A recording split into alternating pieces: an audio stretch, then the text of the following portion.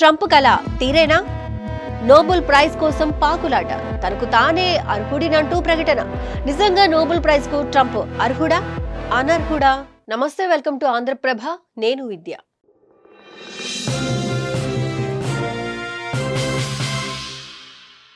అగ్ర రాజ్యాధినేత నోబెల్ శాంతి బహుమతి కోసం తెగ పాకులాడుతున్నారు. అందుకోసం నానా తంటాలు కూడా పడుతున్నారు. శాంతి దూతనని డప్పు కొట్టి మరీ చెప్పుకుంటున్న పెద్దన్న తనకు నోబెల్ బహుమతి ఇవ్వాల్సిందేనని అంటున్నారు. కానీ అమెరికా అధ్యక్షుడు నిజంగా నోబెల్ శాంతి బహుమతికి అర్హుడా అనర్హుడా?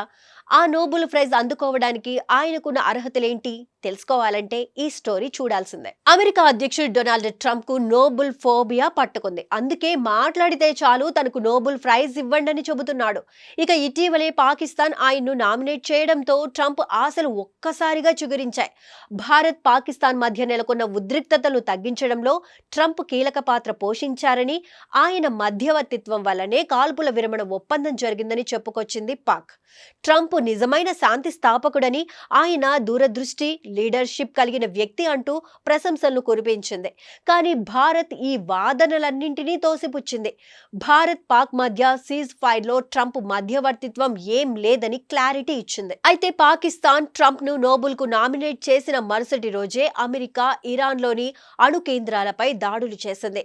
అక్కడి ఫోర్డో, నాటాంజ్, ఇస్ఫహాన్ స్థావరాలపై B-2 స్టెల్త్ బాంబర్లు, టామ్ హాక్ మిసైళ్లతో విరుచుకుపడిన విషయాన్ని స్వయంగా ట్రంపే ప్రకటించారు. అంతేకాదు, ఏ దేశం ఇలాంటి సాహసం చేసేది కాదని, తాము చేసిన అటాక్స్ అద్భుతమంటూ చెప్పుకున్నారు. ఇది ట్రంప్ నోబెల్ ప్రైజ్ రావడానికి అడ్డంకిగా మారుతుందని అందరూ భావించారు. కానీ ఆ తరువాత ఇరాన్, ఇజ్రాయెల్ మధ్య కాల్పుల విరమణ ఒప్పందం జరిగిందని, అది కూడా తన మధ్యవర్తిత్వంతోనే మరోసారి కీలక ప్రకటన చేశారు ట్రంప్.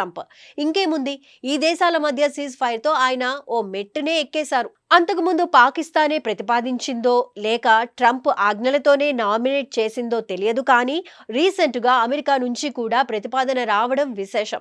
ఎందుకంటే అగ్రరాజ్యం ప్రతినిధుల సభ సభ్యుడు బడ్జీ కార్టర్ కూడా ట్రంప్ పేరును నోబెల్ శాంతి బహుమతి కోసం నామినేట్ చేశారు. ఈ మేరకు నార్వేలోని నోబెల్ కమిటీకి ఓ లేఖను కూడా పంపారు. తీవ్ర సంక్షోభాలు నెలకొన్నప్పుడు చాలా త్వరగా ఒప్పందాలు చేయడంలో ట్రంప్ ముఖ్య పాత్ర పోషించారని చెప్పారు. మరీ ముఖ్యంగా ఇరాన్, ఇజ్రాయెల్ మధ్య శాంతి ఒప్పందం కుదర్చడంలో ఆయన కృషి మరువలేనిదని పేర్కొనడం గమనార్హం. సాధారణంగా నోబెల్ శాంతి బహుమతి అందుకోవాలంటే శాంతి చర్చలతో పాటు ప్రజాస్వామ్యం, ఆయుధ నియంత్రణ, అలాగే మానవ హక్కులు, ప్రపంచ శాంతికి కృషి చేసి ఉండాలి. ఈ బహుమతి కోసం ఎవరినైనా గత విజేతలు కానీ, జాతీయ ప్రభుత్వాలు అంటే దేశాలు కానీ, రాష్ట్రాధినేతలు కానీ, అంతర్జాతీయ సంస్థల సభ్యులు కానీ నామినేట్ చేయొచ్చు. ఈ తరహాలోనే ట్రంప్ను పాకిస్తాన్, అమెరికాలు నామినేట్ చేసినప్పటికీ ఇతర దేశాల యుద్ధాలకు మద్దతు ఇవ్వడం, దాడులు చేయడంతో తీవ్ర విమర్శలు వెల్లువెత్తుతున్నాయి. నిజంగానే ట్రంప్ నోబెల్ శాంతి బహుమతికి అనర్హుడా? ట్రంప్ మొదటిసారి అధ్యక్షుడిగా బాధ్యతలు స్వీకరించినప్పుడు ఉత్తర కొరియాతో డిప్లొమసీ, అబ్రహం ఒప్పందాలు చేసి శాంతి స్థాపనకు కృషి చేశారు. కానీ సిరియాపై వైమానిక దాడులు, ఇరాక్లో ఇరాన్ జనరల్ ఖాసిం సులైమానీని హతమార్చడంతో పాటు ఆఫ్ఘనిస్తాన్లో ఐసిస్ పై అటాక్స్ పై వ్యతిరేకత ఎదురైంది. ఇక రెండో టర్మ్లో అంటే ఇప్పుడు ఇరాన్లోని అణుకేంద్రాలపై దాడులు, గాజాలో ఇజ్రాయెల్ యుద్ధానికి సపోర్ట్ వంటి విషయాలు ఆయన నామినేషన్పై ప్రభావాన్ని చూపించాయి. ఈ దాడుల నేపథ్యంలో ట్రంప్ నోబెల్ బహుమతికి అనర్హుడన్న వాదన బలంగా వినిపిస్తోంది. ఒక్క మాటలో చెప్పాలంటే, ఓవైపు దాడులు చేస్తూ మరోవైపు యుద్ధాలకు కారణమవుతున్న ట్రంప్కు నోబెల్ బహుమతి ఇస్తే అది ఆ పురస్కారానికే అవమానమనే వాదన వినిపిస్తోంది. కానీ తాజాగా ఇరాన్, ఇజ్రాయెల్ యుద్ధాన్ని ఆపిన నేపథ్యంలో ట్రంప్ కల తీరుతుందా?